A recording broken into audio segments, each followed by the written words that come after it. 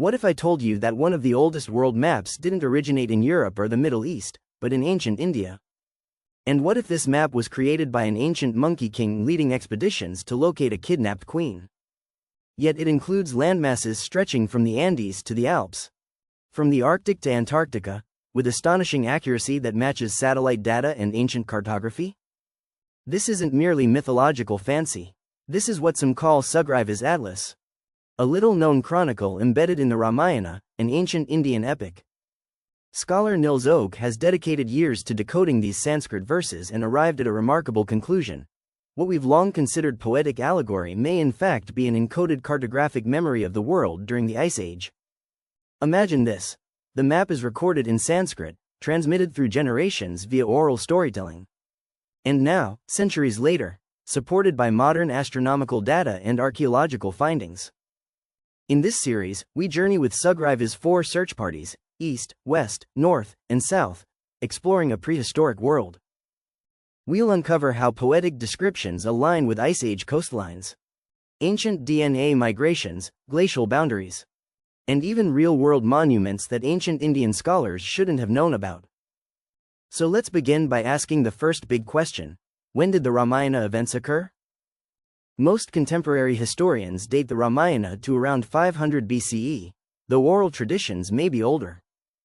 But Oak's groundbreaking work, analyzing nearly 600 astronomical clues embedded within the verses, sky alignments, solstices, lunar phases, planetary configurations, points to a date much further back, around 12,200 BCE.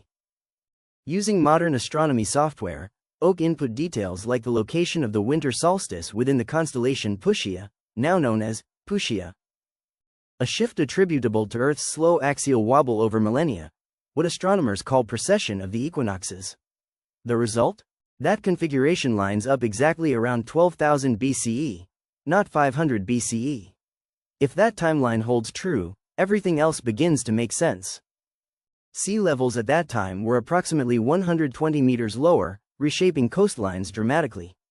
Sri Lanka would have been connected to mainland India by land. Southeast Asia would have formed one giant mass, what some call Sundaland. Northern Europe and North America were buried under thick ice sheets. Any human settlements would have clung to now submerged coastal zones near the equator. And yet, the expeditions described in the Ramayana offer details about these lands, often with surprising precision. Let's look at the Eastern expedition first. Sugriva's scouts journey through Southeast Asia, venturing across large bodies of water.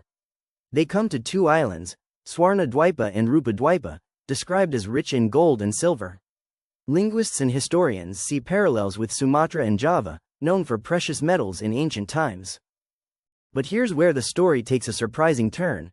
Sugriva's route doesn't stop in Southeast Asia. It continues across the Pacific, ultimately arriving at a towering mountain featuring a massive golden trident carved into its flank.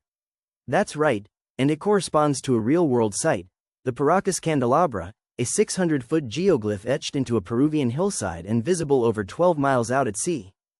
No one knows who carved this trident. No one knows how it aligns mythologically with India.